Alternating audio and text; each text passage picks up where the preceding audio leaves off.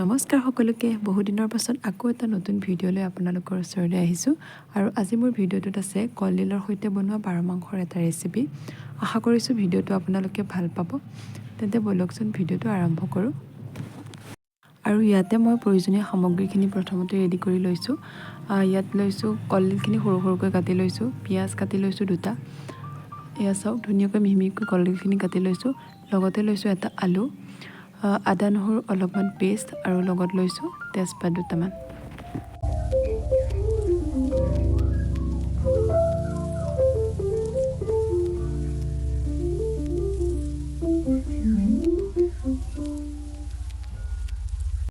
আৰু আনফালে এয়া চাওক গেছত কেৰাহী এখন গৰম হ'বলৈ পাতি দিছোঁ কেৰাহীখন ভালদৰে গৰম হোৱাৰ পাছত ইয়াত দিছোঁ মই সৰিয়হৰ তেল আৰু এতিয়া তেলখিনি ভালদৰে গৰম হোৱাৰ পাছত ইয়াতে মই দিছোঁ কাটি থৈ দিয়া পিঁয়াজখিনি আৰু তেজপাত দুটাও ইয়াৰ লগতে দি দিছোঁ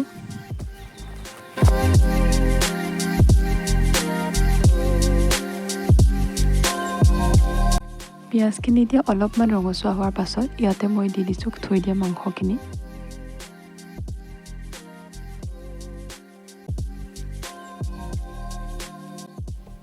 আৰু এতিয়া মই ইয়াত দিছোঁ সোৱাদ অনুসৰি নিমখ লগতে হালধিৰ গুড়া তাৰ পাছত ইয়াত দিছোঁ 1 চামুচ ধনিয়াৰ গুড়া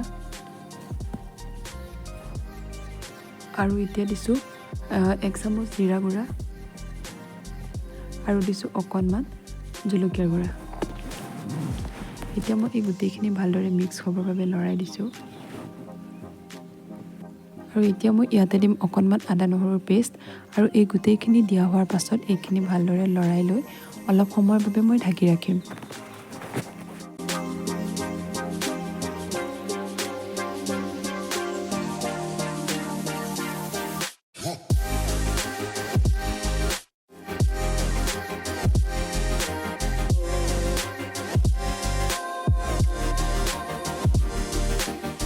ঢাকনখন খোলাৰ পাছত এয়া চাওক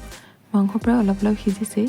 আৰু ইয়াতে মই অকণমান ভোট জলকীয়াৰ টুকুৰা কাটি দি দিছোঁ আৰু এতিয়া মই কাটি থৈ দিয়া আলুখিনি ইয়াতে দি দিম যিহেতু আলু সিজোতে বেছি সময় নালাগে সেইকাৰণে আলুখিনি পিছত দিয়া হৈছে আৰু এইখিনিও ভালদৰে লৰাই অকণ সময়ৰ বাবে আলুটো সিজিবৰ বাবে ঢাকি ৰাখিম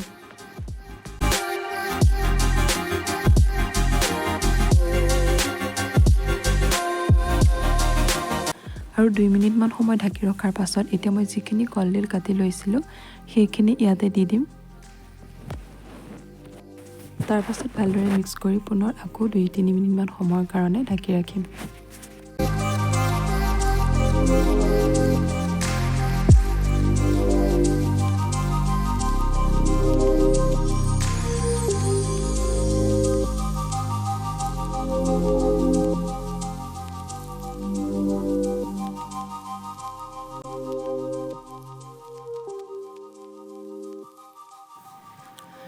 আৰু ঢাকন দিয়াৰ আগতে মই ইয়াতে দি দিম অকণমান জালুকৰ গুড়া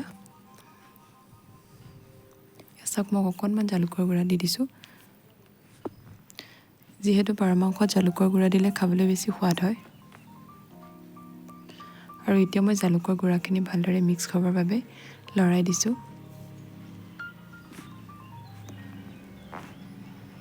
আৰু এতিয়া মই ঢাকন মাৰি অকণ সময়ৰ বাবে ৰাখি থ'ম আৰু এয়া চাওক এতিয়া ইয়াতে পানী দিব পৰা হৈ গ'ল আৰু মই ইয়াতে ব্যৱহাৰ কৰিম গৰম পানী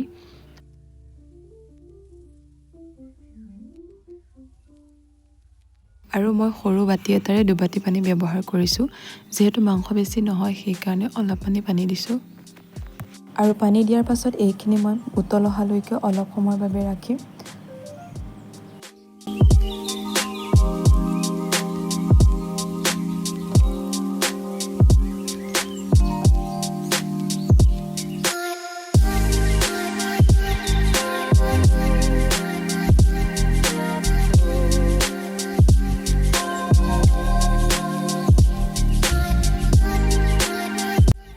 এয়া চাওক ধুনীয়াকৈ উতল আহি গ'ল আৰু এতিয়া মই সোৱাদটো বঢ়াবৰ বাবে ইয়াতে দিছোঁ অকণমান চাহী গৰম মছলা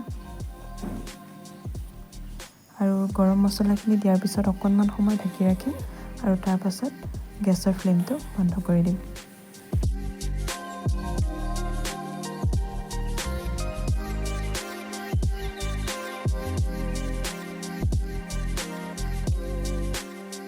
আৰু আজি মোৰ ভিডিঅ'টো ইমানেই আছিল আৰু যদি আপোনালোকে মোৰ ভিডিঅ'টো চাই ভাল পালে তেন্তে প্লিজ লাইক আৰু কমেণ্ট কৰিব আৰু যদি নতুনকৈ আহিছে তেতিয়াহ'লে প্লিজ চেনেলটো ছাবস্ক্ৰাইব কৰি দিব।